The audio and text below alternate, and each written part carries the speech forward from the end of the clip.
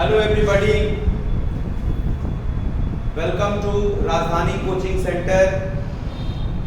We are pleased to announce that we are going to start the BPSC computer teacher classes in our institution. As far as the Rajdhani Coaching Center is concerned, it is one of the most reputed coaching center in Patna, and we are serving this city since last 12 years, and we are having a very good reputations in the competition market.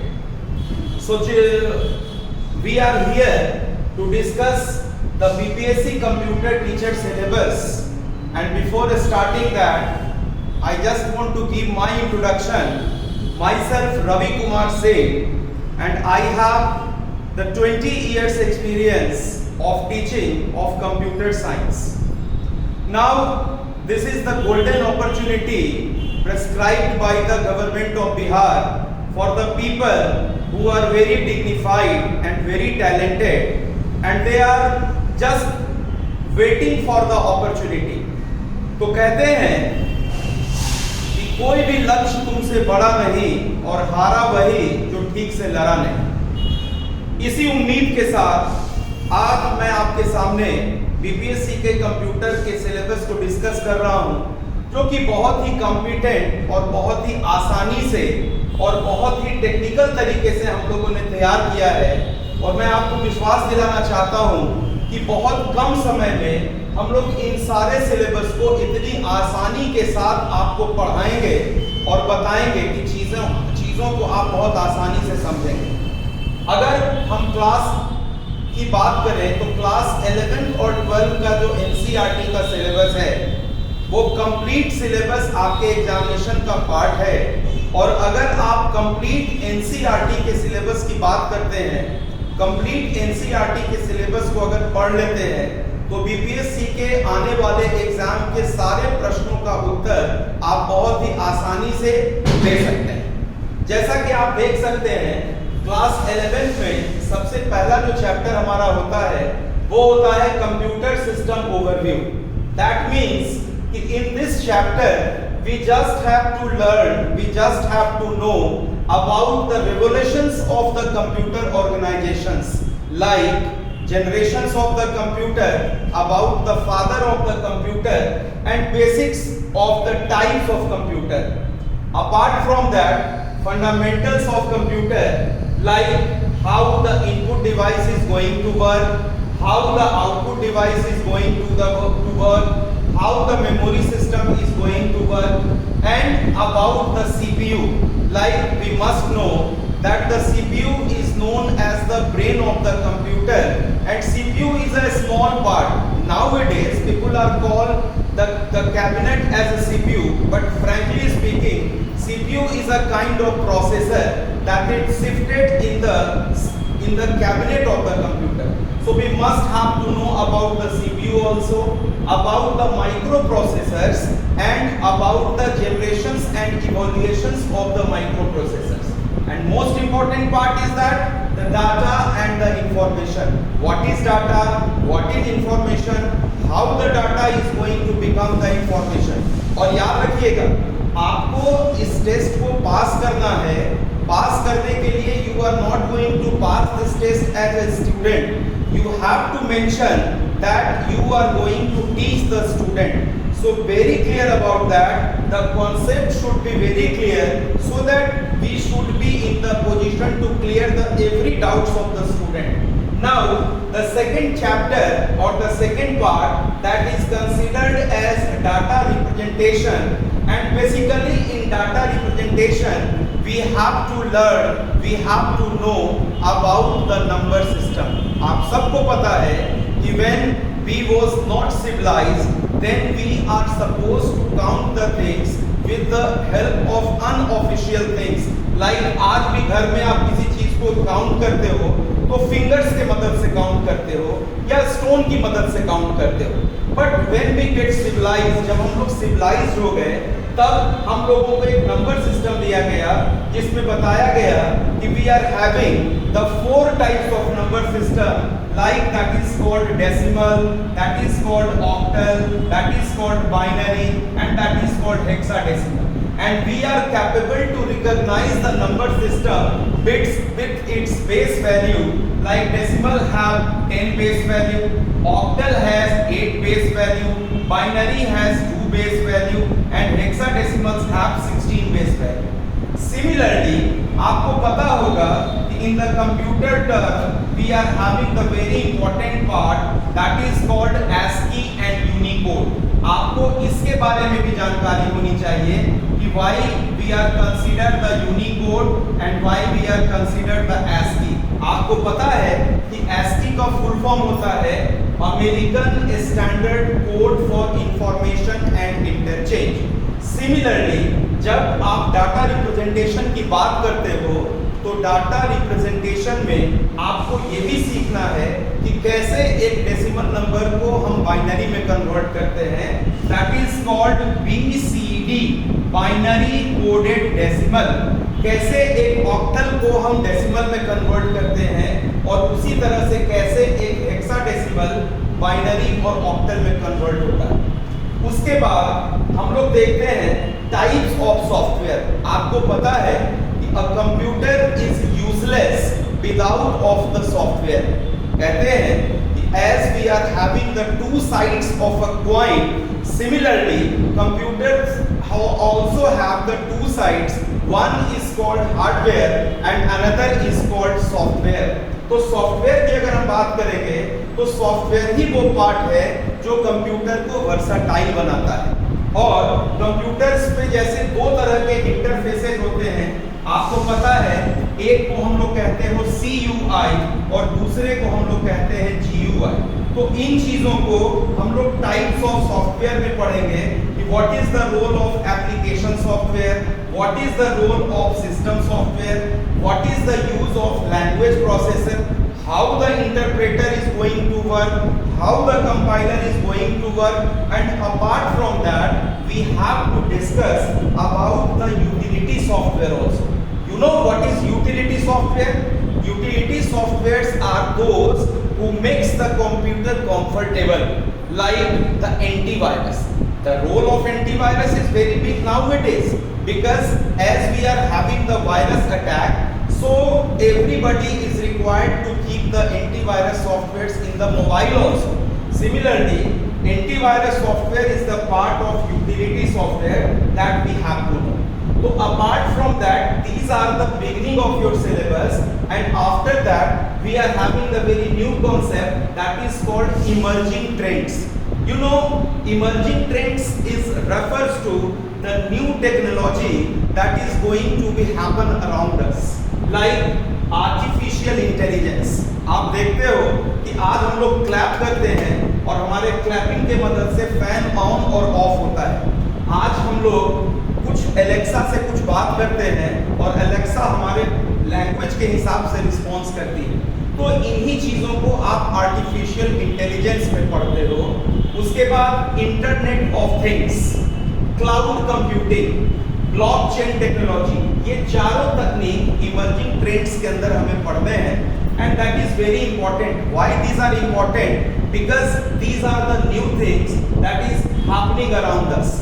Cloud computing is very important. आप इसमें से किसी भी एक topic के साथ अपने career को एस्टैब्लिश कर सकते हो. क्लाउड कंप्यूटिंग का मतलब होता है कि आज से बहुत पहले हम किसी डाटा को स्टोर करने के लिए CD, DVD या पेन ड्राइव की मदद से उसको स्टोर करते थे.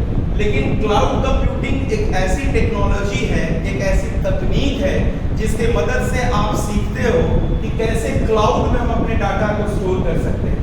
और उसी तरह से चैप्टर 5 में आप पढ़ते हो problem solving. What is problem solving?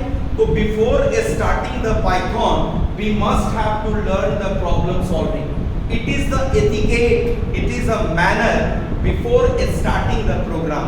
आप जब प्रोग्रामिंग पढ़ते हो या प्रोग्राम करते हो उसके पहले आपको प्रॉब्लम सॉल्विंग करना है, जिसमें 3 तरह की तकनीक आपके सामने आएगी. एक को हम लोग कहते हैं फ्लो चार्ट, एक को हम लोग कहते हैं एल्गोरिदम्स और एक को कहते हैं हम लोग pseudo code. Apart from that, इस चैप्टर के बाद हम लोग बात करते हैं, we are having the syllabus of the Python. Python की अगर हम बात करें तो पाइथन में जब आप जाते हो तो पाइथन, व्हाट इज पाइथन?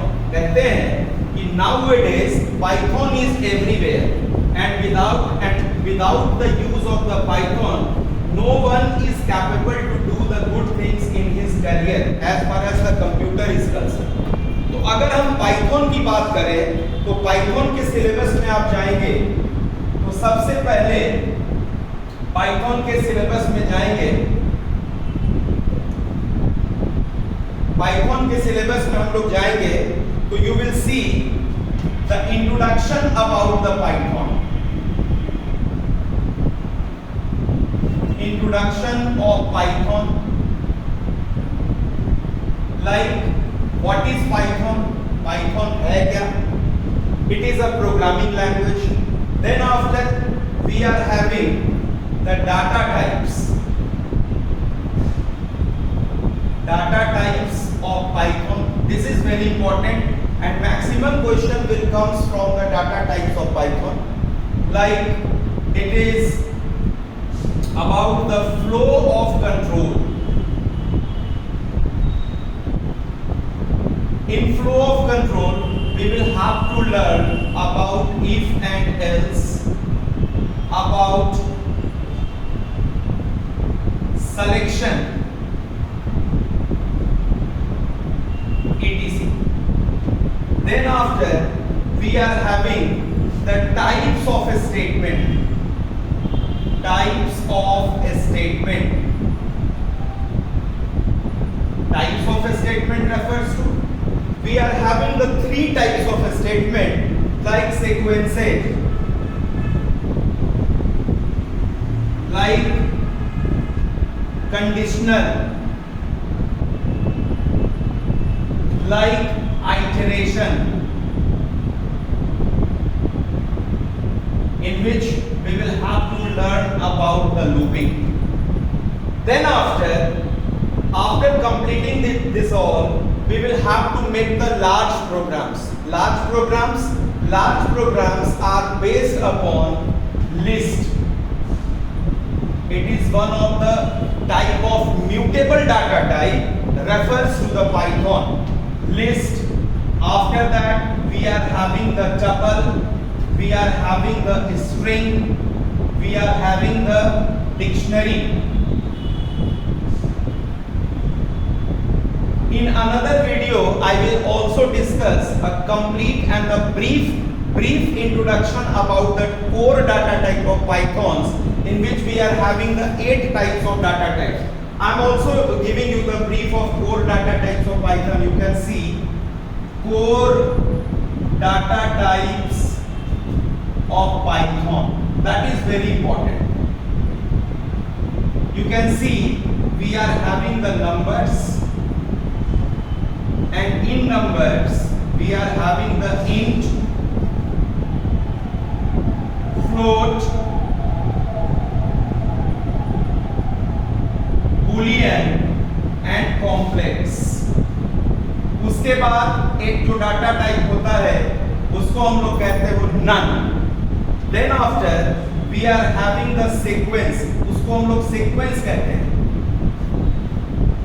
और इस sequence में 4 तरह का डाटा टाइप हम लोग बांटते हैं।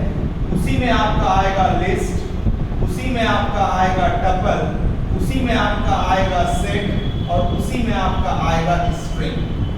और एक जो बहुत इंपॉर्टेंट डेटा टाइप होता है उसको हम लोग कहते हैं mapping, that is called mapping. इसमें आता है डिक्शनरी। इसको हम लोग बहुत ब्रीफ में देखेंगे क्योंकि डाटा टाइप ही हार्ट है आपके पाइथन का। लिस्ट को हम रिप्रेजेंट करते हैं इस तरह से, टपल को रिप्रेजेंट करते हैं इस तरह से, और स्ट्रिंग जो है वो इंडेक्सिंग में आता है कुछ इस तरह से, PYTHON, लास्ट नल को रखता है। और डिक्शनरी में हम लोग इस तरह से कर्ली ब्रेसेस में एक की होता है और की के साथ एक वैल्यू होता है। जिसकी चर्चा हम लोग आगे भी करेंगे। देन आफ्टर पाइथन में हम लोग पढ़ेंगे डाटा टाइप्स को पढ़ने के बाद 11th क्लास में आपका सिलेबस यहीं तक होगा पाइथन के लिए। उसके बाद फिर हमारा जो सिलेबस होता है क्लास 11 में वो होता है कंप्यूटर नेटवर्क्स। कंप्यूटर नेटवर्क्स आपको पता है कि आज के समय में इंटरनेट पूरी दुनिया में छा चुका है and everybody should have the knowledge about the internet, but mind it we are the professionals, और हमारी जो जानकारी होगी वो बहुत एप्रोप्रिएट होनी चाहिए।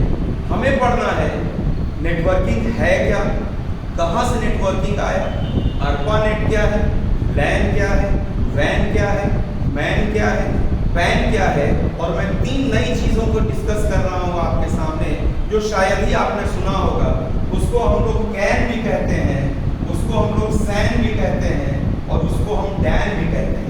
CAN का मतलब होता है कैंपस एरिया नेटवर्क, SAN का मतलब होता है सर्वर एरिया नेटवर्क, और DAN का मतलब होता है डेस्क एरिया नेटवर्क।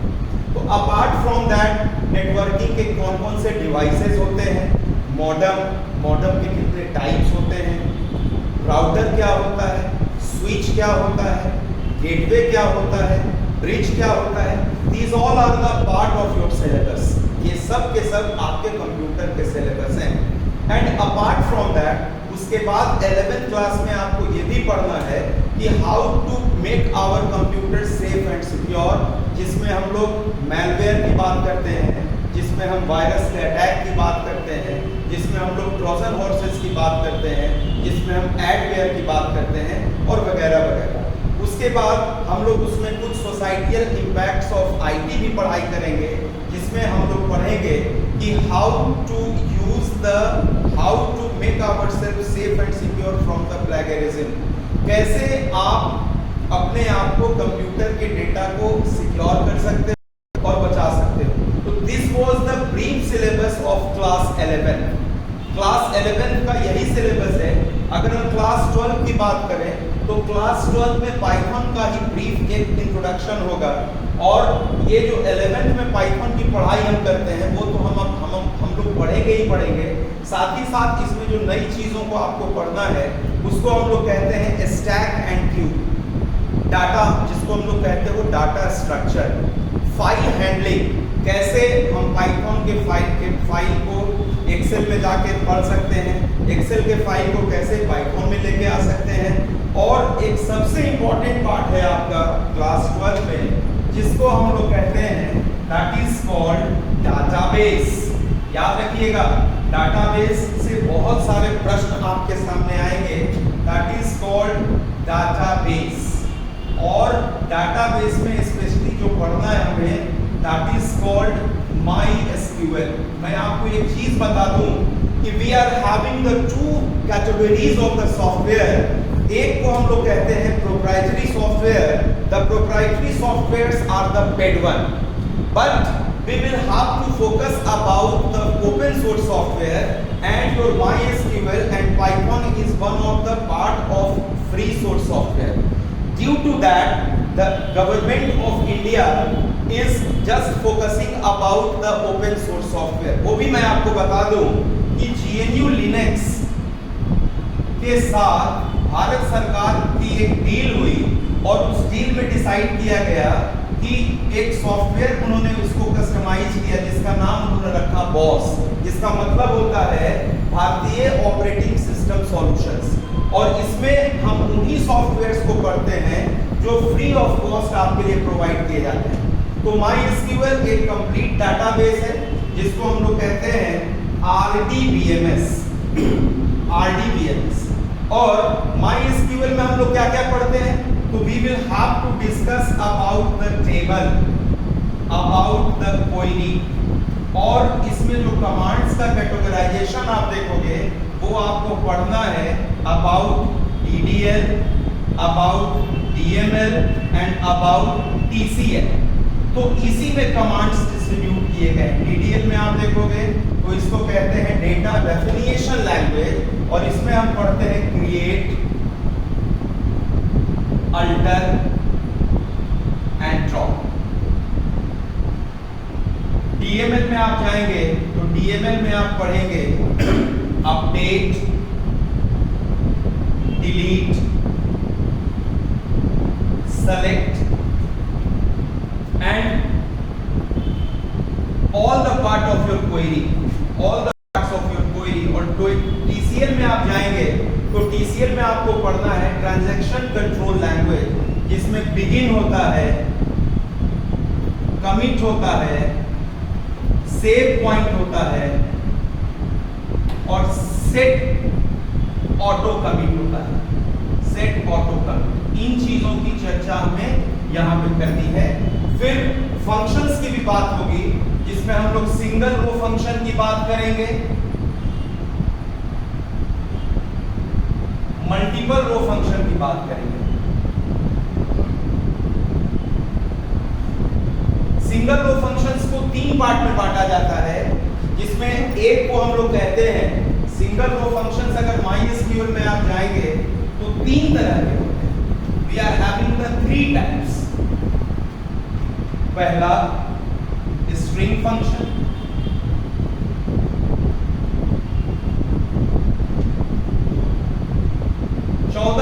फंक्शंस होते हैं स्ट्रिंग फंक्शंस। आप नाम कहेंगे तो वो भी हम लिख देंगे, कैर, ASCII, concat, trim, ltrim,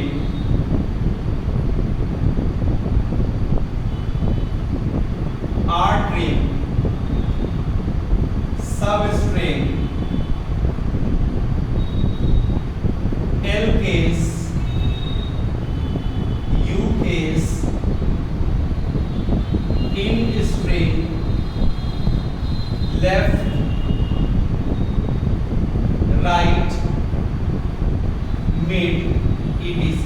आप काउंट करेंगे तो 14 आ जाएगा। गिनिए 1 2 3 4 5 6 7 8 9 10 11 12 13। और एक जो फंक्शन होता है उसको हम लोग कहते हैं लेंथ, दैट इज कॉल्ड 14। ये 14 तरह के सिंगल रो फंक्शंस में स्ट्रिंग में आएगा। 6 तरह का फंक्शंस होता है जिसको हम लोग कहते हैं number function, mod, round, truncate, sign, pow 1 2 3 4 5। और एक जो आपका फंक्शन होता है उसको हम लोग कहते हैं, नहीं 5 ही है, mod, round, truncate, sign and pow. उसके बाद एक होता है डेट एंड टाइम। तो डेट एंड टाइम में जब आप जाएंगे तो 10 तरह के फंक्शंस होते हैं, जैसे curdate, date, year, month, etc. इसी तरह से फंक्शंस आपके आएंगे। After this was the single row function. Multiple row functions में आप जाएंगे तो मल्टीपल रो फंक्शंस में ज्यादा नहीं है, लेकिन कम ही है, लेकिन बहुत इंपॉर्टेंट है, जैसे सम, काउंट, मैक्स,